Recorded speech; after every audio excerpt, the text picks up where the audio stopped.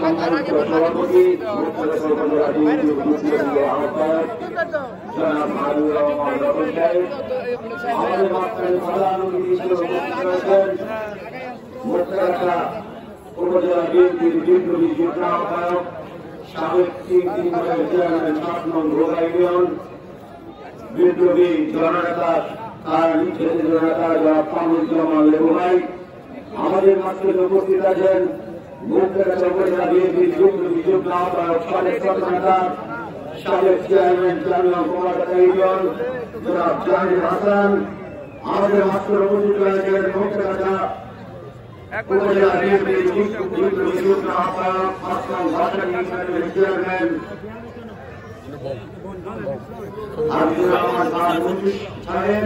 আমাদের মাঝখানে উপস্থিত রয়েছেন মুক্তাগাছা উপজেলা বিএনপির বিপ্লবী যুগ্ম আহ্বায়ক সাবেক ছাত্র নেতা জনাব মতিউর রহমান খোকন ভাই।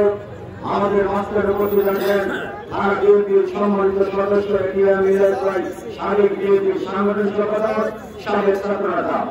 আমাদের মাঝখানে উপস্থিত রয়েছেন মুক্তাগাছা উপজেলা বিএনপির বিপ্লবী সদস্য প্রোগ্রামার সহ আমার বন্ধু মুক্তাগাছা উপজেলা স্বেচ্ছাসেবক দলের বিপ্লবী আহ্বায়ক রফিকুল হাসান জনি। আমার সাথে উপস্থিত রয়েছেন মুক্তাগাছা উপজেলা ছাত্রদল যুবদল এবং স্বেচ্ছাসেবক দলের এবং আমার সামনে উপস্থিত ৫ নং ভাষা ইউনিয়ন বিএনপির জিয়ার শ্রমিকরা। সর্বোচ্চ চাই আমি আমার বাংলাদেশ সর্বপ্রতি জীবনায় মানুষের প্রতি থেকে রক্তিম শুভেচ্ছা এবং অভিনন্দন। সংগ্রামী সাথী উপজেলার আপনারা জানেন আমরা কিভাবে এই অত্যাচারে শিকার হয়েছি। আমরা 7 বার, আমি ব্যক্তিগতভাবে 7 বার জেল কেটেছি। আমাকে সেই ঢাকা থেকে অ্যারেস্ট করেছে শান্তিমন্দির রহমান। আমাকে সেই 4 দিন গুম করে রেখেছিল। আমাকে 4 দিন আমার ফ্যামিলি জানতেই পারে নাই যে আমাকে করেছে। এরকম আপনারা ওয়ার্ডে যতটি নেতৃবৃন্দ রয়েছেন আমাদের কামরুজ্জামান লেবু ভাই থেকে শুরু করে সকলে নির্যাতিত নিষ্পেষিত শান্তিমন্দির রহমান। আমরা আমাদের সন্তানের খোঁজ খবর নিতে পারি না, আমরা আমাদের বাবার খোঁজ দিতে পারি না, আমরা আমার মায়ের খোঁজ দিতে পারি না। এই স্বৈরাচার হাসিনা আমাদের বিএনপির ভাইদেরকে ঘরে থাকতে দেয় না।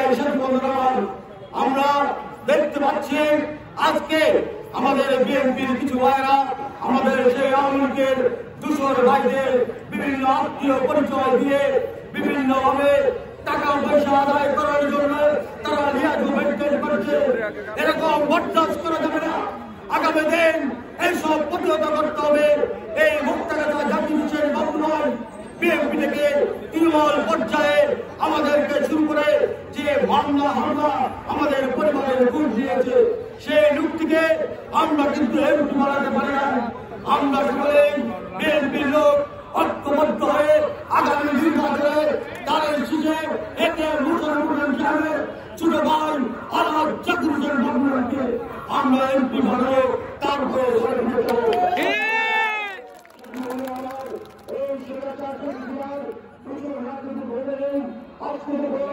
বাংলাদেশে একজন হিন্দু সম্প্রদায়ের যে খ্রিস্টান বলেন যাই বলেন এভাবে কিন্তু আজকে বাংলাদেশে একটি নতুন করে একটি ষড়যন্ত্র চলছে। আমাদের সকলের সেবা করতে হবে।